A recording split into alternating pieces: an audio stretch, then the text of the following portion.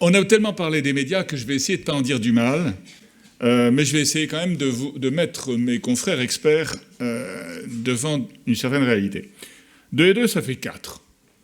Même si un jour on décide de faire un référendum, et même si le référendum est remporté à l'unanimité, 2 et 2 ne feront pas 5. Pareillement, même si un juge suprême juge en dernier ressort que 2 et 2 font 3, 2 et 2 feront quand même pas 3. Donc on a des vérités qui sont inaccessibles au débat politique ou au débat judiciaire.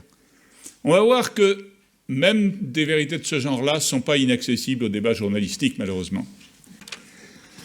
Voilà, si on pouvait lancer la vidéo. Autre chose maintenant, ce sont les risques liés à l'exposition aux ondes qui commencent à être de mieux en mieux reconnus. Mais il y a des phénomènes encore mystérieux ou en tout cas ignorés, comme par exemple les dégâts que peuvent entraîner les ondes électromagnétiques issues des pylônes électriques. Et c'est porteur. Et les rédacteurs en chef aiment bien des sujets sur les ondes électromagnétiques. Ils ont appelé un expert en rayonnement. Donc ça veut dire qu'on préjugeait déjà de la solution. On pensait que le problème venait de rayonnement. Sinon, on aurait appelé un expert, peut-être plus généraliste, un ingénieur. On a appelé un expert qui est connu en tant que rayonnement. Les dangers du rayonnement électromagnétique, c'est un sujet. Mais là, vous allez voir, il va parler de tout sauf de rayonnement. On peut y aller ? Appelé par ses agriculteurs aux abois, cet expert des rayonnements électromagnétiques, aidé de sa caisse à outils, annonce son verdict. 12 milliampères et de l'autre côté à peu près 10, on va se retrouver avec entre 15 et 20 milliampères. Ça veut dire qu'il y a du courant qui fuit par la terre au pied du pylône, ce qui est complètement anormal. Et surtout dangereux, car aucun courant électrique ne doit s'échapper de ces pylônes à très haute tension. Et comme la pente ici se dirige directement vers la ferme, que les eaux de ruissellement vont directement vers la ferme, le courant va vers la ferme. Il mesure un courant. Il mesure un courant sur les conducteurs de terre, les conducteurs de mise à la terre du pylône. Ça n'a aucune signification. En plus, je ne sais pas si on a vu la pince ampérimétrique, il prend un seul conducteur à la fois, alors ce qui compte, c'est le pylône, il aurait fallu prendre tout le pylône.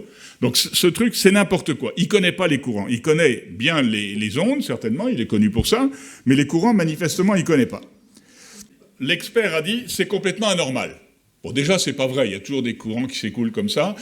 Simplement, le pylône ne peut pas rayonner parce qu'il y a autant de courants qui montent dans un sens que de courants qui descendent dans l'autre. Voilà. Donc, c'est pas anormal. Et qui est-ce qui a rajouté ? Le journaliste. Il a rajouté « et surtout dangereux, car aucun courant électrique ne doit s'échapper de ces pylônes. » Et surtout dangereux. Et surtout dangereux, c'est lui qui l'a rajouté. Donc, l'expert a dit une première ânerie, il ne devrait pas y avoir de courant. Il y en a dans tous les pylônes, vous pouvez le vérifier. Mais du coup, le journaliste a récupéré l'ânerie et l'a rajouté. Ce surplus de courant de quelques milliampères, échappé par ces pylônes de 64 000 volts, est transporté par des courants vagabonds ou nappes phréatiques. Cela suffit à perturber gravement l'équilibre animal et humain. Et cette intensité électrique que les vaches reçoivent par le sol, sur du béton ou par les surfaces métalliques, comme ici à chaque traite, là où l'électricité se ressent, les vaches n'avancent que contraintes. Cette pollution aux ondes électromagnétiques empoisonne depuis plusieurs années la production de ce GAEC qui compte 80 vaches laitières. Un quart d'entre elles sont réformées tous les ans. Là, il a cité, il a dit, il a effleuré le sujet important, c'est-à-dire que pour que la vache soit traversée par du courant, il faut qu'elle touche le sol et autre chose que le sol. Là, il l'a effleuré. Donc, on se doute bien que c'est quelque chose qui se passe. On se doute bien que ça va être les treilleuses, puisque ce sera des mammites. Et là, un expert en électricité aurait pu le vérifier. Cette pollution aux ondes électromagnétiques. Mais non, mais qui est-ce qui a parlé d'ondes électromagnétiques là-dedans ? Qui ?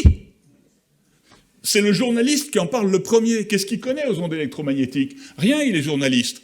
Mais c'est pas son métier. Donc, en fait, il n'y a pas de champ électromagnétique. Mais il fallait qu'il parle de champ électromagnétique parce que c'est ça qui compte. Bon, c'est vrai, les lignes à haute tension, elles ont des champs électriques, magnétiques, etc. Mais c'est pas des champs électromagnétiques. Si vous mettez un aimant à côté d'une prise de courant, vous n'allez pas faire une onde radio. Donc l'affaire a été complètement détournée.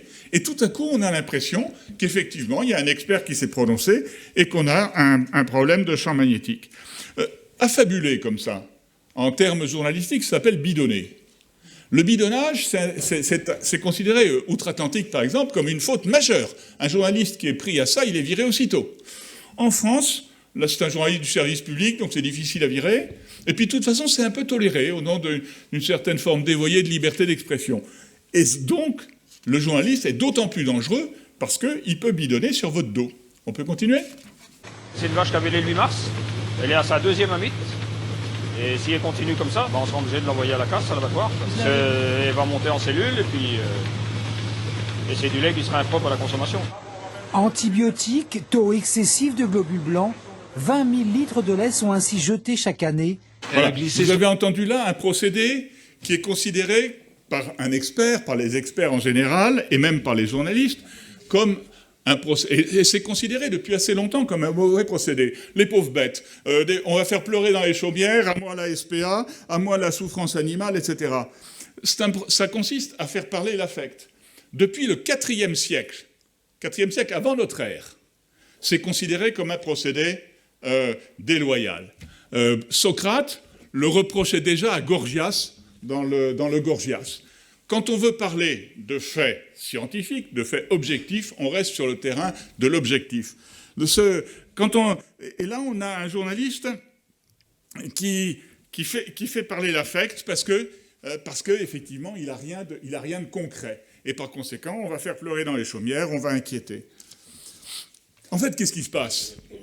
Le paysan, là, vous l'avez vu, eh ben, ce paysan, il ne regarde pas la caméra. Quand vous avez quelqu'un qui ne regarde pas la caméra, alors qu'il est interviewé, c'est signe qu'il n'est pas à l'aise. Et pourquoi il n'est pas à l'aise, le paysan, quand il explique ça ?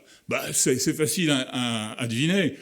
Il accuse EDF, donc le propriétaire de la ligne, d'être à l'origine des problèmes de ces vaches. Donc il est certain qu'avant de faire venir France 3, il a fait venir EDF. Vous, quand vous avez une fuite chez vous, avant de faire venir la télévision, vous plaignez au syndic. Donc il est certain qu'EDF est déjà venu. Et EDF, lui, ils ont des vrais experts, ils ont des vrais experts en courant. Et EDF aura dit, écoutez, revoyez le réseau de terre de votre local treilleuse, et point barre.